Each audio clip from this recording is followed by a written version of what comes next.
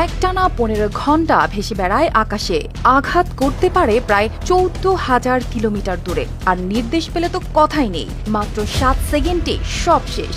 হ্যাঁ, বলছি রাশিয়ার অত্যাধুনিক মিসাইল, যার নাম বুরেভেস্টনিক মিসাইল। এটি স্কাইফল নামেও পরিচিত। দাবি করা হচ্ছে তারা আবিষ্কার করেছে এমন এক প্রযুক্তি যা নেই আর কোনো দেশের হাতে।